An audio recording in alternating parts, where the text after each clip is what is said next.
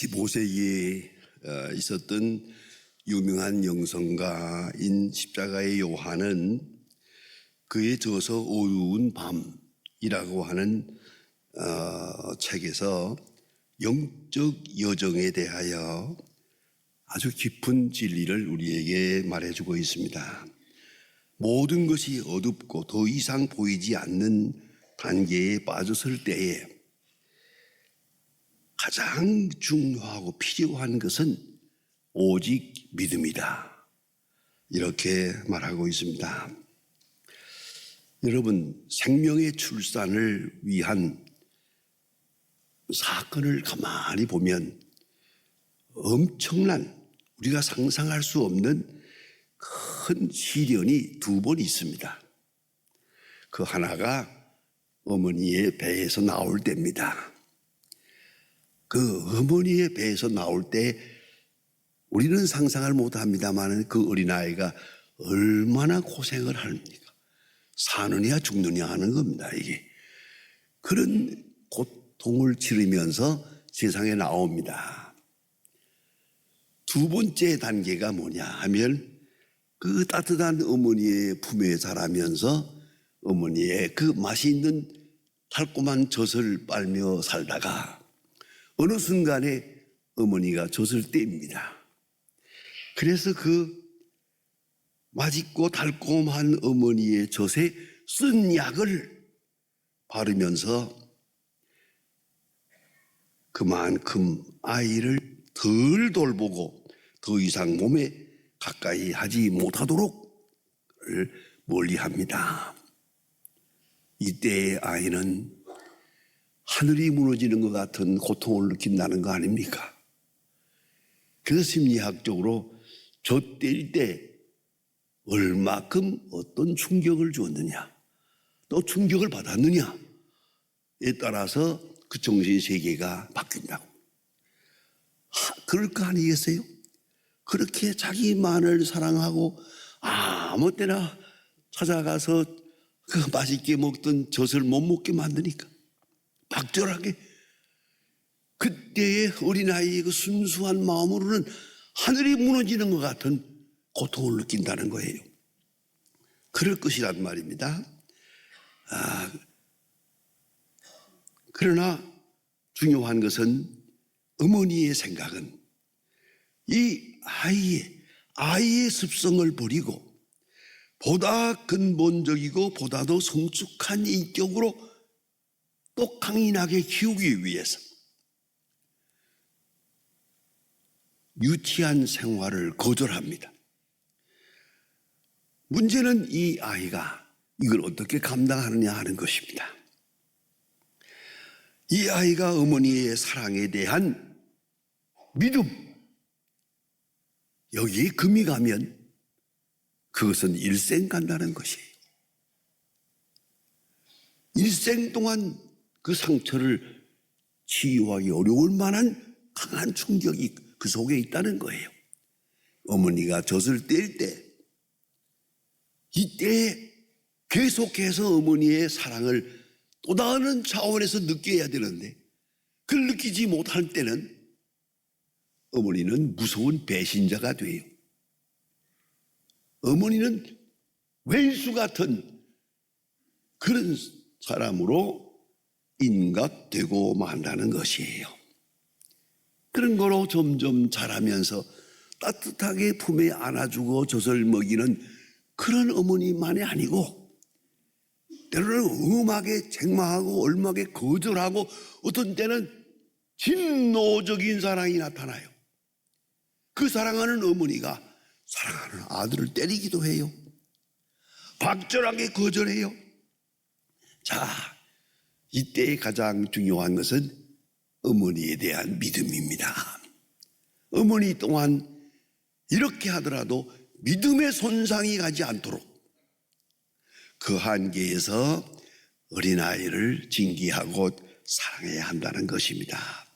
그래서 그 사랑을 잃지 않을 때 순종하게 되고 기뻐하게 되고 부모님께 감사하게 되는 것이란 말입니다. 여러분, 이 성숙한 믿음에 도달하기 위해서 벌써 어린아이들 때부터 어려운 시련을 겪고 있는 겁니다.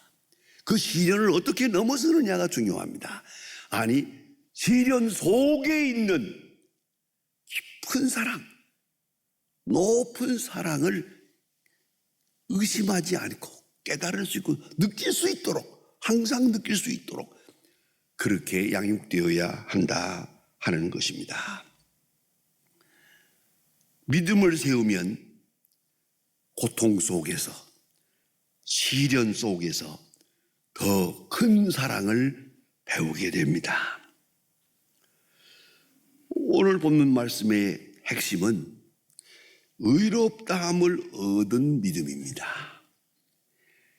justification, 디카이오순의 의롭다함을 얻는다. 이거 기독교 교리의 핵심입니다. 우리 한 사람 한 사람에게 절절하게 관계된 가장 근본적 신앙의 원초적 의미가 되는 것입니다. 이걸 잊지 말아야 합니다. 사도 바울은 로마서를 써가면서 로마서 4장에서 믿음을 정의합니다. 그리스도인의 믿음이 뭐냐 하고 말할 때 그런 아브라함의 믿음을 말합니다. 이것은 추상적인 것이 아닙니다. 철학적인 것도 아닙니다. 역사적인 사건입니다. 이 사건을 통해서, 아브라함의 생애에 나타난 사건을 통해서 믿음이 무엇인가, 우리 구원은 어디서 오는가 하는 것을 증명하고 있습니다. 아브라함의 믿음은 아무리 보아도 특별한 믿음입니다. 모든 하나님의 사람의 대표적 믿음입니다. 믿음의 속성, 그 속에 구원론이 있습니다.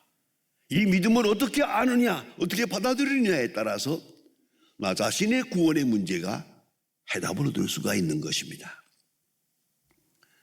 여러분, 가끔 우리는 혼란을 일으킬 때가 있습니다. 그게 뭐냐면 믿음과 신념입니다. 우리는 우리 자신이 가지는 신념을 믿음으로 착각할 때가 있습니다. 내가 믿는다, 내가 믿습니다. 그건 신념입니다. 그건 믿음이 아닙니다. 요란하게 소리를 질러도 그건 신념입니다. 신념은 인간 의지의 발로입니다.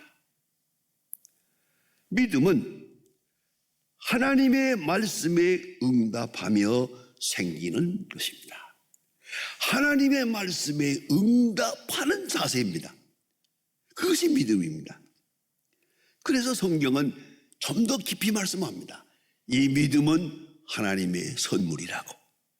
여러분, 하나님의 말씀이 전파되는 것도 귀중하지만 하나님의 말씀에 대해서 응답하는 것, 이거 귀한 선물입니다.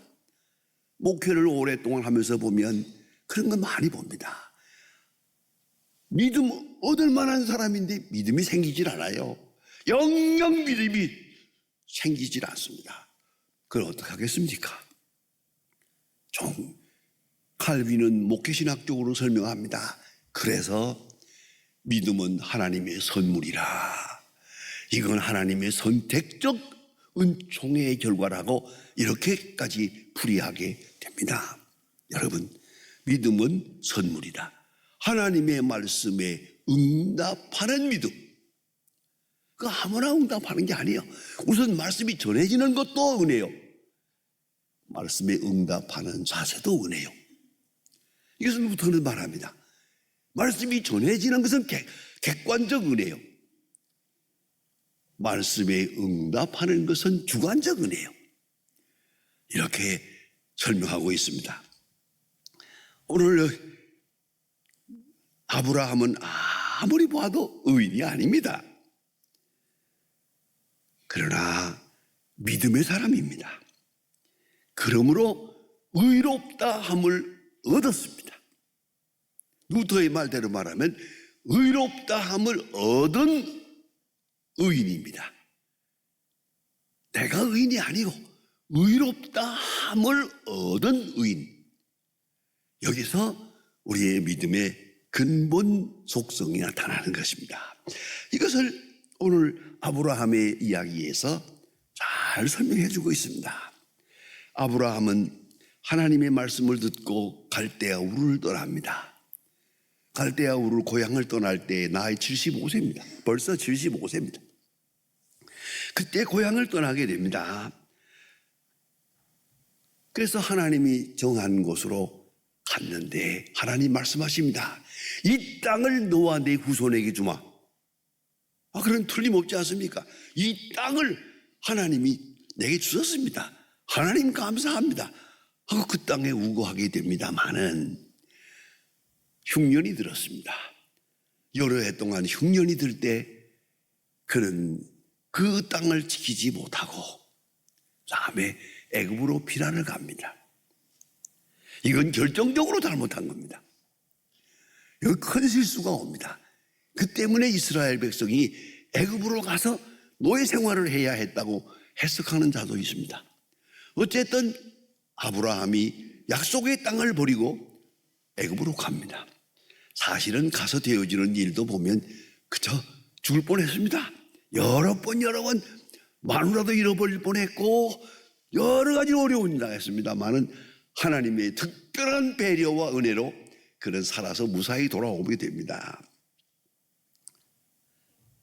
이것이 아브라함의 믿음입니다. 이 땅을 너와 네 후손에게 준다 했으면 살든지 죽든지 사수해야 할 것입니다. 그 약속의 땅을 버리고 애굽으로 갑니다. 그만큼 그는 나약한 사람입니다. 나약한 사람입니다. 우리 인간의 나약한 인간의 대표자입니다.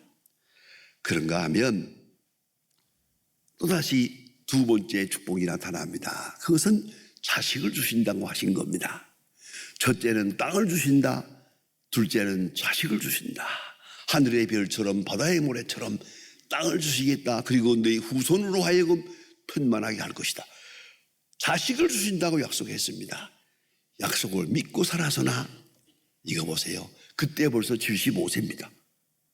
10년을 기다렸습니다. 이제 85세가 되었습니다. 벌써 늙어갑니다. 자기가 늙어가는 건 그렇다 치고 마누라도 늙어갑니다. 그도 벌써 단산 때가 돼서요. 아마 인간적인 상식으로는 단산한 것 같아요.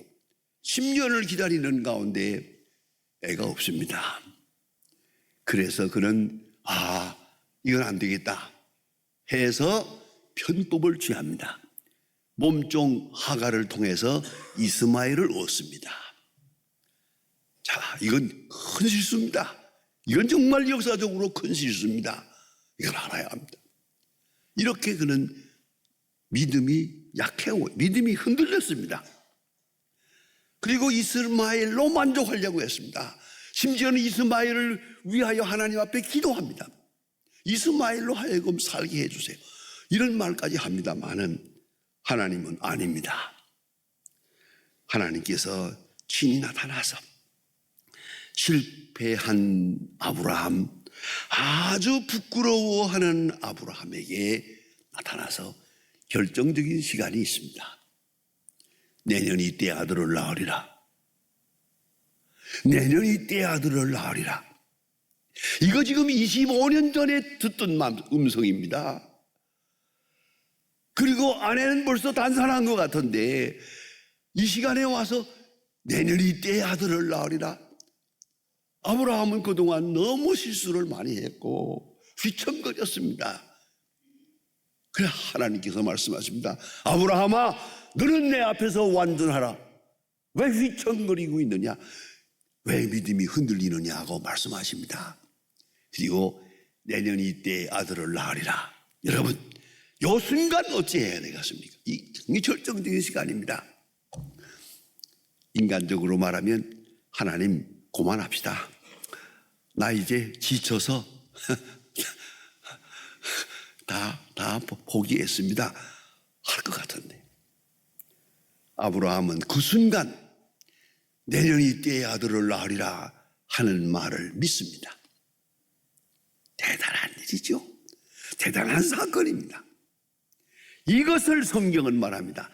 아브라함이 하나님을 믿음에 이것을 의로 여기시고 굉장한 사건입니다.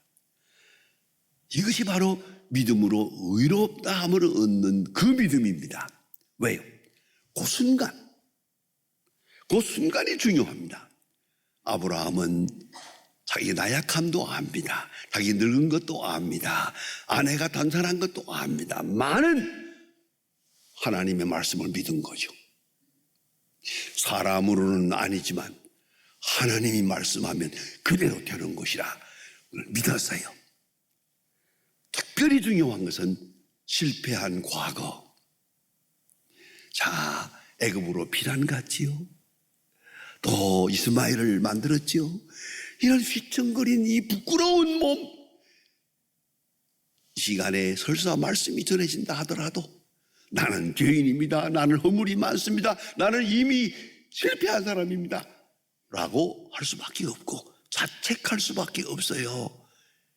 그러나 이 엄청난 부끄러운 과거, 이 실패한 자기 자신을 그대로 놓고, 여러분 중요한 말씀입니다. 이 시간 오늘 주시는 말씀을 듣고 그는 과거를 잃어버립니다. 지난날의 실패를 다 불식해 버립니다. 그동안에 휘청거렸던 일, 부끄러운 이야기 하나님 앞에 늘어놓지 않습니다. 내년 이때 아들을 낳으리라 할 때 그는 그대로 믿었습니다. 이 장면을 연극으로 한 것이 있어요. 제가 미국 필라델피아에서 한번 큰 극장에서 이걸 연극으로 이렇게 연출하는데 너무 재미있더라고요. 이 장면에 이렇습니다. 하나님께서 아브라함에게 내년 이때 아들을 낳으리라 하니까 아브라함이 고민을 해요. 그럴 수 없는데, 인간의 상식으로는 아니고 내 자격을 모아도 안 되고 내 믿음이 약하고 벌써 이미 실패했는데 한참 걱정을 하다가 아브라함이 하나님을 믿습니다. 그리고 내년 이때의 아들을 낳으리라 말씀하시고 천사가 저렇게 갑니다. 그 천사를 향해서 아브라함이 그 앞에 땅에 엎드려 경배합니다. 그 다음에 일어서서 아주 밝은 얼굴로 여보 하고 사라를 부릅니다. 사라가 저쪽 천막에서 이쪽으로 오고 있는데 그 영화의 그 드라마의 장면이 그렇습니다. 딱 오는데 보니까 머리가 하얀 할망구예요. 할망구가 가까이 왔어요. 어깨에다 손을 다 얹고 아브라함이 말합니다. 오늘 밤은 내 천막에 가서 쉬입시다. 그리고 탁 데리고 들어갑니다. 저는 그 장면을 보면서 정말입니다. 한참 울었습니다. 이 위대한 믿음, 이 확실한 믿음, 이 현실적인 믿음이요. 그래서 성경을 말합니다. 아브라함이 하나님을 믿음에 이를 의로 여기시고, 이 믿음이 오늘 우리에게 전해지는 믿음입니다. 믿음의 본질입니다. 아브라함은 실수를 많이 했어요. 부끄러워 고개를 들 수가 없어요. 지금 축복이 있다 하더라도 그걸 받겠다고 할 자격도 없어요. 하나님의 말씀을 받아들일 자격도 없는 사람이에요. 그러나 하나님의 오늘 내게 주시는 말씀 속에 나를 향한 하나님의 은총이 있는 거예요. 그 은총으로 나를 덮었어요. 모든 나약함 다 버리고, 모든 실수, 모든 부끄러움 깨끗이 잊어버리고 오늘 주시는 말씀에 대해서 깨끗하게 응답합니다. 성경은 오늘 24절에 가서 보면 이것이 부활신앙의 뿌리라고 이렇게까지 높이 평가하고 있습니다. 이것이 믿음의 속성입니다. 아브라함은 이제 순수한 믿음으로 생각합니다. 하나님을 보고 나 자신을 봅니다.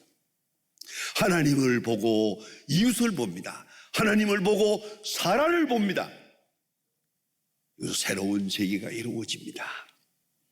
아브라함의 믿음은 추상적인 지식이 아닙니다. 역사적 사건 속에서 나옵니다. 그리고 모든 믿는 자의 대표가 됩니다. 그것이 바로 믿음으로 의롭다함을 얻는다 하는 것입니다. 이것은 행위가 아닙니다. 믿음으로 의롭다함을 얻는 바로 그 사람에게는 자기 자신에게는 아무 자격이 없습니다. 하나님의 은총을 받을 만한 자격이 있어서 받는 게 아닙니다. 그 자격까지, 아니 그 믿음까지도 하나님께서 은사로 주시는 겁니다. 이 믿음 아무 얘기나 있는 게 아닙니다. 모든 부끄러운 과거를 다 불식하고 오늘 주시는 은총, 오늘 주시는 말씀을 그대로 받아들입니다. 아브라함은 이래서 믿음의 조상이 됩니다. 과거에 대한 매임, 그 부끄러운 과거 깨끗이 잊어버립니다. 자기 자신의 나약함, 여기 성경에 이렇게 말합니다. 죽은 자와 같은 줄 알면서. 그렇습니다. 여자로서 단산했다면 생식 기능으로서는 죽은 겁니다. 죽은 자와 같음을 알고도 믿음이 흔들리지 않았습니다. 그 믿음 말입니다. 나의 나약함을 알고도 오직 하나님의 말씀만 믿고 말씀대로 될 것입니다. 말씀대로 이루어지이다. 그런 믿음입니다. 오늘 우리는 깊이 생각해야 합니다. 때때로 우리는 우리 자신의 의로 하나님께 나가려고 합니다. 우리 자신의 거룩함, 우리 자신의 경건함 다 중요합니다만은, 그러나 그것은 너무너무 초라한 것이고 너무 허물이 많습니다. 너무 많은 시간 휘청거렸습니다. 믿음에서 떠난 일이 너무 많습니다. 부끄러움입니다. 그러나 오늘 내게 주시는 말씀, 이 시간에 내게 주시는 말씀에 따라서 오직 믿음으로, 아브라함이 하나님을 믿음에 이를 의로 여기시고 라는 말은 디카이오 순에 의로 여겼다는 말은 무슨 뜻이냐면 의인이 아닌데 의인으로 봐주신다는 거예요. 의인으로 인정해 주신다는 거예요. 그리고 과거를 묻지 않는다는 거예요. 그것이 의롭다함을 얻는 믿음입니다. 예. 오늘 하나님께서 우리에게 주시는 말씀 깊이 생각하시면서, 우리에게도 휘청거린 과거가 있습니다. 믿음대로 말씀대로 살지 못한 부끄러운 일들이 있습니다. 그러나 부끄러운 나 자신을 볼 것이 아닙니다. 오늘 내게 주시는 하나님의 말씀, 아브라함처럼 아브라함이 하나님을 믿음에 이것을 의롭다 하시고, 아브라함은 의롭다함을 받은 의인입니다. 오늘 우리는 의롭다함을 받은 하나님의 아브라함의 후예로 살아가는 것입니다. 그 믿음이 우리에게 필요합니다. 그리고 항상 그 믿음 안에서 자기 자신을 보아야 합니다. 이것이 바로 신앙인의 정체성입니다.